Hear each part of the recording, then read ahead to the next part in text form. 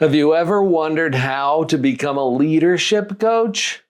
Stick with me, I've got some ideas for you. Let me give you a little background as to why we're talking about this, because I work with a lot of leaders, people who are managers over a team, people who have a downline, and they naturally fall into a position where they coach the other leaders on their team. Today, I'm going to share 3 key steps that will help you to really step into that leader of leaders role so that you can become a leadership coach.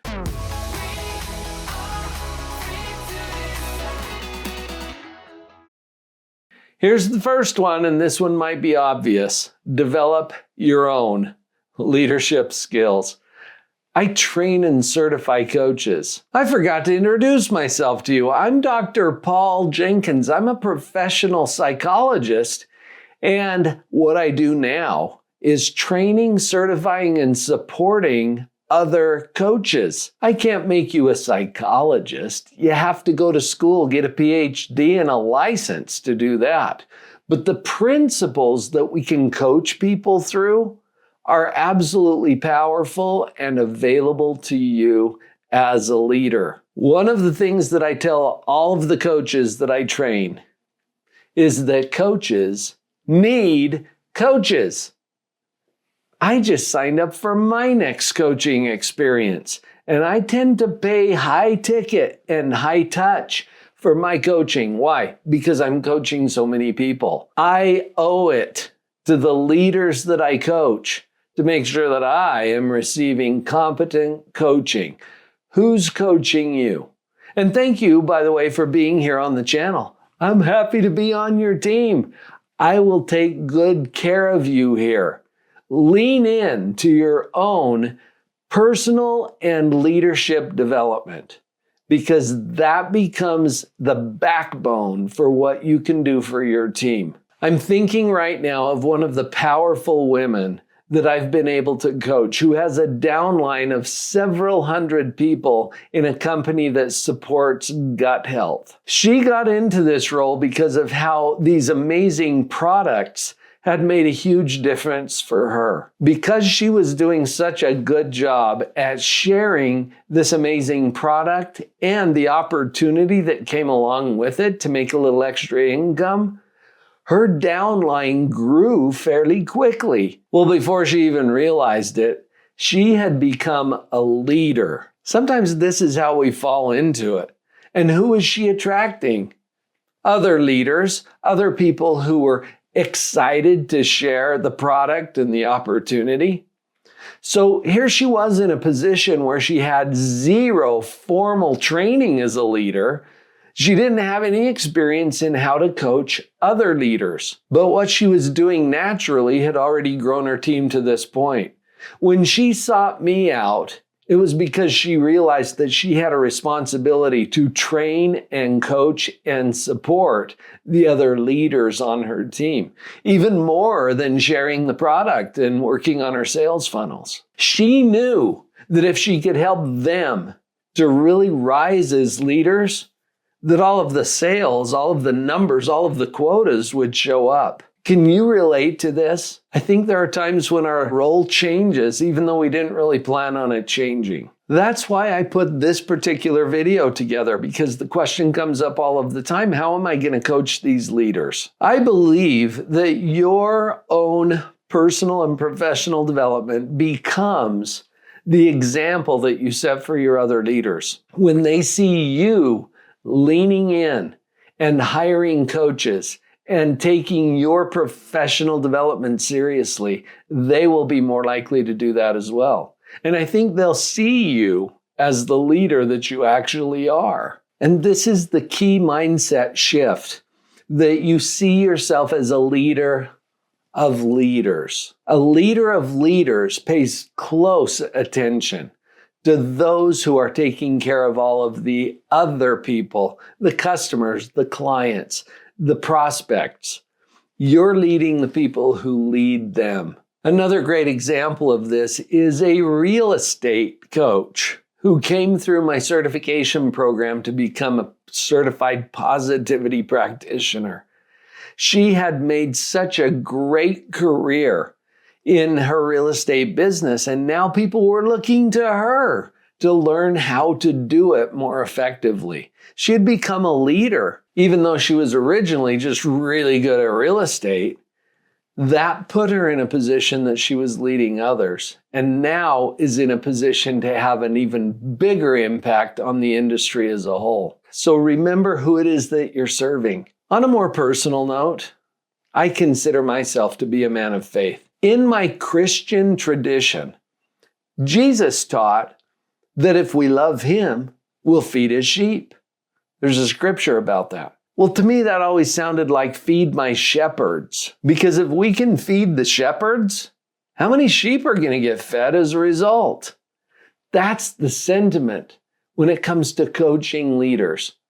And if you can attract more leaders to you because of your powerful leadership coaching skills, how does that impact the entire organization? Now let's shift for a minute over to coaching, because coaching is not the same as just training someone on the job.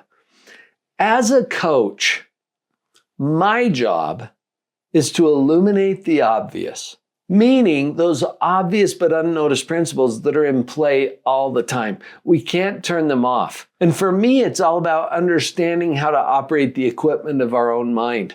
As a coach, we're not there to tell people how to think or what to do. As a coach, we're there to help them see the processes that are going on and choose well as leaders themselves. Here's a quick example of that. A lot of leaders get into a mode where they get really concerned about the bottom line, about the production, about the quota. And they should be, right? But because their focus is there, how does that sound to the people that they're leading? If they're doing a call every week, for example, to have people report on their numbers, it's a very common thing that happens in a lot of organizations. How are the people who are doing the reporting feeling? So think about it, because you're a human too, right? How do you feel when you know someone's going to call you to check up on you or to see if you've done your job? See, that feels a little judgy, for lack of a better word. Let's just call it judgy. And how do we respond when someone shows up for us in that way? Well, resistance, maybe a little rebellion, maybe a little apprehension or anxiety. Ding, ding, ding. Notice this is how the people that we lead are going to feel too. When we coach leaders, sometimes they forge ahead trying to do the best job they can to get the most production out of their team and forget that their team is made up of humans. When we try to change the other humans, we are met with resistance. Now, I'm using this as an example, and even as I share it, you might be like, oh yeah, that's really obvious. That's what you want the leaders on your team to think as you're coaching them. They don't need to hear from you that they need to do something different, like you're demanding from them, and then they're going to go do that with their team. You're simply opening their eyes to something that is obvious but unnoticed. And then what they do with it is up to them. It's not my job as a coach to tell you how to think. I don't have that kind of authority. But I do want you to see that you are thinking, that that thinking has an impact, and then you choose well for yourself. I trust you to choose well for you. The last thing a leader wants is to be micromanaged or told what to do. That's a little insight to you as you are coaching leaders. One of the most powerful things that I can invite you to notice is that you're already in position to practice. When you have a team already in place, you're already in position to start coaching the leaders of that team. So take a look at whatever you already have. You may not have an official coaching program set up for your leaders. This leader that I told you about earlier, that's in a direct marketing or network sales kind of an environment, already has weekly calls with the leaders on her team. She doesn't call them coaching, and you don't need to, by the way. But what if you were to use what's already in place as an opportunity to start coaching those leaders more intentionally to help them feel good about their position, to leave that call energized? How can you use what's already in place and start there? You don't have to launch a specific coaching business necessarily. That's always an option, and there's ways to do that could increase both your impact and your income. Talk to me about that if that's something that you'd like to explore more, because I do a lot of training for leaders in that space. But use what you've already got in place and ask yourself this question: how do I want them to feel after their interaction with me? Now notice, what would you like them to be doing with the people that they lead? What if they were asking the same question? How do I want my people to feel after their interaction with me? This is the way we can start to inspire and lift every member of an organization, starting with the leadership. It's the leaders that you have been put in position to coach. And maybe you didn't even think you signed up for that. But if you are that leader, let's put you in position to be a powerful version of that leader. Now, as we're having this conversation, you may or may not have thought of yourself as a coach. You're already doing a lot of coaching, and a lot of that is leadership coaching. What if you could get paid for that? You know what? I've got another video that might speak directly to that question for you. This next video is how to be a life coach and get paid.